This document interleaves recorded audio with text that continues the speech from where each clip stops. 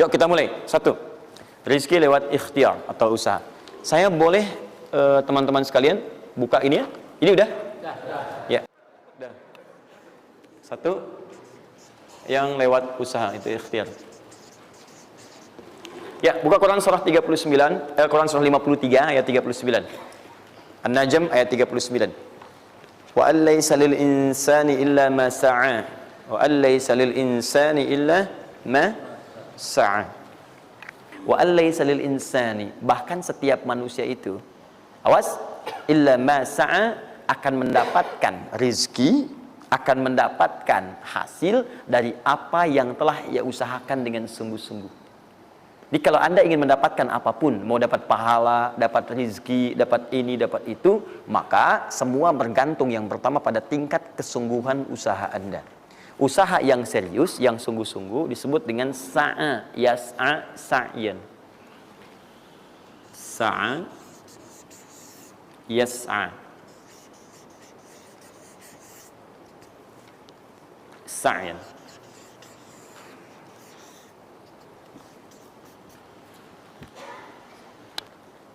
Ini sa'a, yas'a, sa'yan tidak disebutkan dalam bahasa Arab kecuali menunjuk satu usaha yang sangat serius, sungguh-sungguh.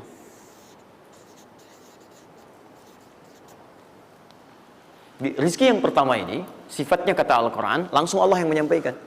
Kalau Anda mau mendapatkan rizki itu, baik yang sifatnya materi, uang, rumah, mobil, pakaian, makanan dan sebagainya, maka Anda mesti serius usaha. Usaha yang serius. Saya belum bicara bagaimana cara usahanya, tapi Quran ingin membangun komitmen dulu. Anda mau usaha enggak? Anda usaha, saya kasih, kata Allah. Tapi kalau Anda nggak usaha, nggak akan turun rezeki. Ya, nggak ada rezeki turun dengan cuman diam aja, nggak ada. Anda mesti usaha. Saat saya berada di Mesir, ada dua mahasiswa itu saling, mereka paham Quran. Mereka diskusi ingin membuktikan kebenaran Quran. Yang satu cara berpikirnya benar, yang satu keliru. Yang satu berkata, Allah kan sudah jamin rezeki kita akan diberikan, ya kan? Sampai kita wafat sempurna rezeki. Jadi nggak nyari pun pasti dikasih. Cara berpikirnya seperti itu. Ini yang dipakai oleh orang liberal sekarang. Nah, maksudnya logika semacam ini. Yang satu lagi berkata, memang Allah kasih, cuman kita mesti usaha. Dia sebutkan beberapa ayatnya. Yang satu bertahan dengan pendapatnya, dia ingin buktikan, saya masuk nanti ke masjid. Kalau di Timur Tengah itu suka ada zawiyah, tempat-tempat khusus untuk ibadah. Dia masuk ke dalamnya, sembunyi di belakang meja. Nah, di masjid itu suka ada muhsinin, para donatur, yang itikaf kasih makan, kasih makan. Hari pertama semua dikasih, dia tidak, karena ngumpet. Karena perjanjiannya nggak boleh ada usaha apapun. Hari kedua dia masih ngumpet, nggak dikasih, semua dikasih yang ada. Hari ketiga sudah lapar sekali, sudah nggak tahan. Begitu udah dikasihkan, yang muhsinnya tanya, hal min akhar, ada lagi yang lain nggak? DKM jawab karena nggak tahu, kan ngumpet. Nggak ada yang lain. Baik, kalau gitu saya kasih ke tempat lain. Karena beranjak mendengar suara itu, dia langsung kasih kode dengan berdahan. Kaget kan DKM. Begitu dibuka, ada orang ngumpet di belakang meja, sudah kelaparan. Akhirnya dia ada orang satu lagi di sini, langsung dikasih bagiannya sampai dengan 3 bungkus.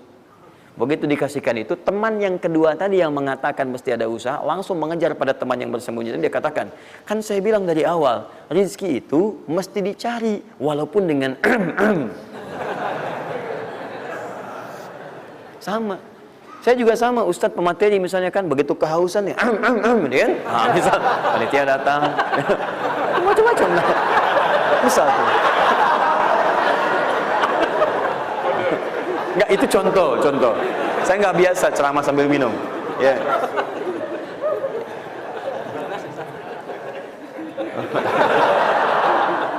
Jelas ya? Nah, jadi prinsip yang pertama, kita harus punya komitmen yang kuat dengan Allah. Kata Allah, kerja ya kerja. Kata Allah, usaha ya usaha, jangan diam. Di usaha itu sepanjang keluar yang disebut usaha dari dalam tubuh kita, kaki melangkah, tangan bergerak gitu kan, kemudian mulut berbicara, bersuara, atau telunjuk menunjuk aja, ada usaha, rezeki turun. Apa butuh pembuktian lagi? Tuh lihat di beberapa belokan-belokan tuh, cuman orang begini aja, prit, 1000, makasih Pak, 2000, makasih bos, kan? 5000, paman. Om. Jelas ya? Paham ya? Nah, ini yang pertama, usaha yang serius. Nah, ini langsung dicontohkan oleh Allah. Bahkan kalau Anda serius, nah perhatikan, ini jejaknya langsung ditemukan dan diabadikan dalam Al-Quran. Ada beberapa tahapan yang mesti kita tahu. Satu, 2, 3. Perhatikan cara keseriusan yang digambarkan dalam Al-Quran. Teman-teman, kalau saya sebutkan sa'ah dalam Al-Quran, mungkin agak banyak kita mencarinya, butuh energi. Tapi kalau saya ilustrasikan begini, antum insya Allah akan lebih cepat menemukan. Kalau kita haji atau umrah, kemudian ada ritual setelah tawaf, namanya apa? Sa'i. Apa itu sa'i? Tuh kan, lari-lari kecil. Kalau lari-lari besar, maraton. Kan sudah saya tuliskan di atas. Sa'i itu kan dari sini tulisannya.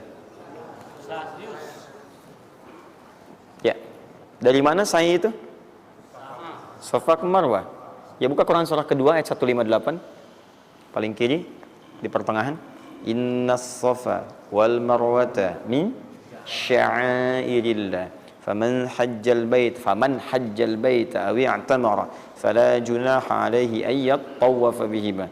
Man tatawwa khairan fa innallaha syakirun alim. Lihat sini. Ibadah ini kenapa dinamakan dengan sa'i? Dan sementara orang sekarang agak kurang tepat menerjemahkan dengan lari-lari kecil. Dalam bahasa Arab lari kecil bukan sa'i. Dalam bahasa Arab lari-lari kecil itu bukan sa'i. Ingat baik-baik kalimat ini. Kenapa dinamakan dengan sa'i? Karena di tempat ini pernah ada satu sosok yang sangat bersungguh-sungguh untuk berusaha. Sangat serius. Untuk mendapatkan rizki dari Allah Subhanahu wa ta'ala. Sosok ini datang, diantarkan oleh suaminya. Kemudian ketika diantarkan, ternyata ini yang paling menarik. Ini yang saya berikan 3 panah ini. Diabadikan kisah ini di Quran surah ke-14 ayat ke-37. Pertama diantarkan. Ya, begitu tiba suami, istrinya dengan anak yang baru lahir, tiba-tiba langsung bermohon kepada Allah. Perhatikan, bukankah Allah pemilik rezeki? Masih ingat tadi teori di awal? Pusat rezeki ada di mana? Baik. Nah, ini teman-teman sekalian, kaidah yang pertama. Kalau antum ingin berikhtiar berusaha, maka hal yang pertama dilakukan adalah mendekat dulu kepada pemiliknya. Mohon minta kemudahan, minta petunjuk, minta kenyamanan, minta keberkahan. Itulah sebabnya sebelum kita berangkat, kita sholat dulu. Sholat subuh, sholat fajar, menghadap, usahakan. Makanya Nabi setelah selesai sholat, itu selalu meminta kepada Allah diberikan petunjuk mendapatkan rezeki. Ya, yang di Ibnu Majah nomor hadis 925 itu, Allahumma inni as'aluka ilman nafi'a wa rizqan thayyiba wa amalan mutaqabbala. Minta. Kalau dalam bahasa kita, ya Allah berikan saya hal yang bermanfaat, ilmu bermanfaat dan rezeki terbaik di hari ini. Minta. Minta. Nah, begitu sampai beliau bermohon pada Allah, Rabbana inni askantu min dzurriyyati biwadin ghairi dzi zar'in inda baitikal muhram. Perhatikan ya. Ya Allah, saya bermohon kepadamu, engkau yang merawat kami, memerhatikan kami, memberikan rezeki kepada kami. Sifat rububiyah yang disebutkan namanya Rabb. Begitu meminta kepada Allah, ya Allah sekarang saya diperintahkan olehmu sebagai tawadu. Nabi Ibrahim mengatakan, saya menempatkan sebagian keturunan saya, istri saya, anak saya di satu tempat yang sangat gersang. Anda bayang nggak? Tempatnya gersang, gunung-gunungnya itu, batu-batunya itu rapat luar biasa, kerasnya luar biasa, dan nggak ditemukan sumber air di situ. Artinya ini kondisi yang paling dalam lah, ya. Kondisi yang paling sulit didapatkan. Jadi selevel tumbuhan pun nggak ada. Jadi saya mau katakan begini, lihat ya. Anda pergi ke satu tempat, Anda berusaha tuh masih ada, Google-nya ada, bangunannya ada, kendaraan ada, modal ada, tinggal kelihatan semuanya jadi aktiva semua tuh. Tinggal kita olah aja. Ada orang yang pernah mendatangi tempat yang semuanya nggak ada bahan-bahannya. Bayang ya? Kosong. Tuh, saya pernah satu kali waktu ada krisis itu, beberapa ke belakang, itu semua showroom macam-macam itu pada jatuh. Dan saya diundang ke Hyundai untuk ngasih motivasi, ngasih training. Pertama kali saya dibawa itu, teman-teman sekalian, saya dibawa ke showroom mereka, selapangan tuh, isinya mobil semua. Mobil, apa perkataan pertamanya? Kata manajernya, Ustaz, itu biasanya kami kosong nih. Sekarang banyak seperti ini katanya. Mohon nanti diberikan gambaran seperti apa, kami mesti semangat macam-macam. Saya bilang, Pak, Bapak itu luar biasa ya. Tahu nggak Pak, orang yang pertama kali menemukan mobil, jangankan mobil begininya, bahannya aja susah nyarinya. Masuk kemudian ke showroom aja nggak ada, di belakang rumahnya cuma otak-atik cari bahan macam-macam, jadi yang sederhana. Ya dari situ aja jadi mobil. Bapak sekarang udah ada mobilnya, tinggal dipasarin aja. Nah sekarang banyak orang banyak mengeluh. Nabi Ibrahim dulu cuma bawa istrinya ke tempat yang gersang luar biasa, nggak ada potensi apa-apa, materinya kosong, itu gersang, tumbuhan nggak tumbuh. Apa yang terjadi? Begitu sampai di situ, satu kalimat ketika meninggalkan Ibrahim istrinya Sayyidah Hajar dengan anaknya Ismail alaihissalam, Maka pertanyaan pertama dalam satu riwayat, ahadza min amrillah, apakah semua ini ketetapan Allah? Maka dijawab bala. Perhatikan prinsipnya. Selama ini ketetapan Allah, maka Allah tidak akan menyia-nyiakan saya. Dan rizki telah Allah tetapkan kepada kita, maka Allah tidak akan pernah menyia-nyiakan kita. Paham ya? Jadi kalau Anda ditempatkan di kondisi apapun, bahkan mulai belum bekerja, baru lulus kuliah, bahkan mulai baru membuat satu bisnis misalnya, atau macam-macam halnya, ingat, ada yang lebih buruk kondisinya daripada Anda, yang semua bahannya bahkan belum didapatkan. Dan dia yakin dengan Allah. Sepanjang Anda punya Allah, maka semua akan mudah bagi Anda. Ini prinsip yang pertama. Jelas ya? Nah, kalau sudah paham sampai sini, belum berhenti karena ada komitmen untuk usaha. Apa usahanya? Maka Ismail menangis satu saat, dan Allah tetapkan ASInya nggak keluar dari ibunya. Begitu tidak keluar, nah anak ini kan pasti bergejolak. Tangan bergerak, kaki bergerak, disimpan di bawah. Saat bergerak itu kakinya menghunjam ke tanah, tangan bergerak, nggak keluar apapun. Ibunya ini yang menempuh usaha yang sangat serius untuk mencari. Dia tahu kalau cuma diam nggak akan datang. Maka ibunya menerapkan satu ketentuan pertama yang nanti diabadikan dalam Al-Quran, yaitu teori rezeki dengan ikhtiar, mencari cara yang serius. Nah, cuma apa yang akan kita keluarkan saat ini terlepas dari usaha apapun yang Anda kerjakan saat ini. Tapi teori dasarnya adalah ketika Anda menempuh usaha yang serius ini, ada beberapa tahapan yang mesti Anda lalui. Persoalannya, waktu saya sudah habis 9:30. Nah, saya mau minta sedikit aja, boleh nggak saya tambah 5-10 menit? Alhamdulillah. Nah, satu, saya agak cepat ya, saya agak cepat. Satu. Nah, yang pertama beliau lakukan, beliau kemudian mencari itu dengan semangat, naik ke satu bukit. Naik. Bukit apa namanya? Kapan bukit itu dinamai dengan Sofa? Ini persoalannya. Belakangan kan? Belakangan, setelah itu bukit Sofa. Dari mana munculnya Sofa? Sofa itu kan kalau kita gali dari akar katanya, ya berasal dari kata tasfiyah. Ya, Sofa, yasfi, sofyan, wa tasfiyatan, wa sofian. Wasufyanan, kalau pakai sin sufyan, kalau pakai sod sufyanan, sofiyun. Tasfiyah artinya menyaring sesuatu yang kotor sehingga yang bersih aja yang kelihatan. Kalau Anda menyaring sesuatu, saring, bersihnya itu ada, kotornya hilang, dibuang. Itu namanya tasfiyah. Pakai ta, sod, fa, ya, ta. Ini hasilnya disebut dengan sofa. Orangnya disebut dengan Sofi atau Sufi, perempuannya disebut dengan Sofia. Jadi kalau ada yang namanya misalnya Sufi atau Sofia, ini orang yang mampu menyaring segala yang kotor dalam dirinya sehingga yang keluarnya yang baik-baik aja. Kalau bicara ada yang provokasi, mau ngucapan yang kotor dia tahan, keluarnya yang baik. Mau melihat ada yang kotor dia palingkan, dia yang baik. Itu Sofia. Perempuannya, laki-lakinya Sofi, ya, atau Sufi. Baik. Nah, Sofa, kenapa disebut dengan Sofa bukitnya? Karena pada saat itu, walaupun tidak ada modal, situasinya sulit, beliau bisa menyaring keadaan dirinya, sehingga menghilangkan yang kotor-kotor dalam benaknya, dan yang ada cuma prasangka baik kepada Allah Subhanahu wa Ta'ala. Maksudnya Pak, kalau Anda ingin memulai usaha, sehebat apapun, walaupun nggak ada modal, nggak ada apapun, hal pertama modal terbaik yang Anda mesti lakukan adalah berprasangka baiklah kepada Allah Subhanahu wa Ta'ala. Sofa. Positive thinking kepada Allah. Allah sudah janjikan kepada saya, maka saya akan memenuhi apa yang Allah perintahkan. Dan akhirnya Allah memberikan apa yang dijanjikan. Jelas ya? Kalau Anda memulai dengan perasaan yang baik, yang positif, nanti Allah akan angkat Anda berada di puncak seperti Sayyidah Hajar naik ke atas bukit itu. Jelas ya? Dan perasaan Anda pun akan enak.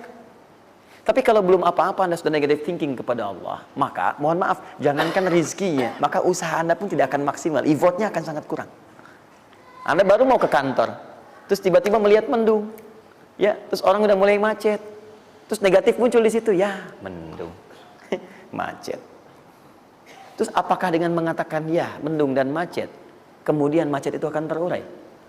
Mendung itu akan sirna? Tidak. Sampai Anda bikin status pun nggak akan pernah kelar. Ceklik, hari ini Bekasi macet. Terus Anda ngapain? Jadi kalau Anda mau mengawali sesuatu, maka positive thinking kepada Allah. Bismillah.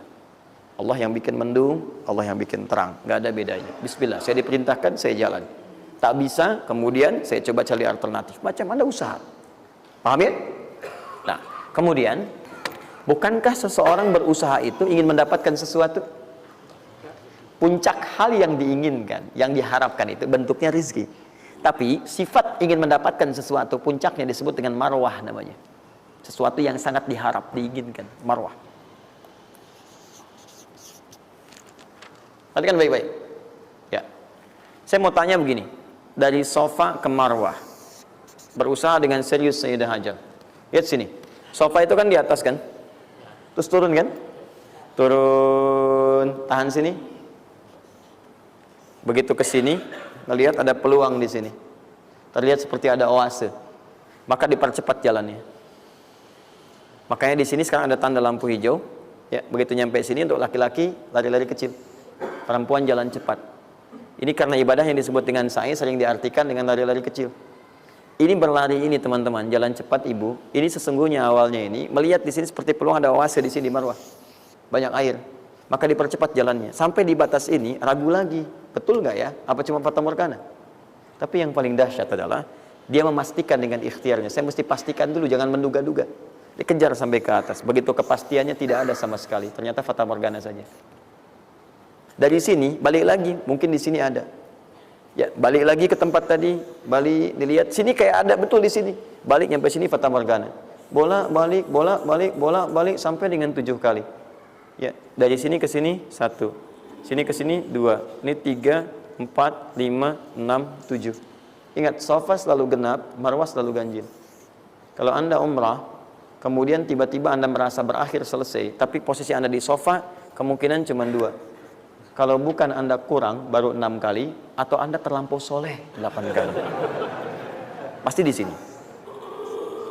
Nah, apa hikmahnya? Proses ini disebut dengan sa'i. Perhatikan baik-baik.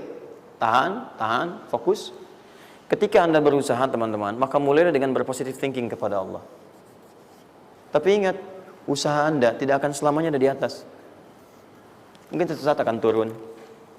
Kan? Mungkin Anda ada di puncak.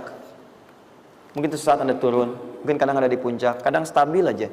Tapi kalau Anda melihat peluang, cepat kejar selama peluang itu baik. Itulah yang dimaksud dengan kompetisi yang sehat. Ada dapatkan kejar, ada tender, ikut tender dengan cara yang baik, cara yang normal, ikut. Kalaupun bukan rezeki Anda, nggak ada masalah. Dan jangan pernah macam-macam lah. Saya dah Hajar kan nggak pernah nyogok sama malaikat. Malaikat cepat sini dah gitu. Saya kan di sini Nabi gitu kan. Kau minta apa saya kasih, kan nggak pernah. Ya biasa aja bolak-balik.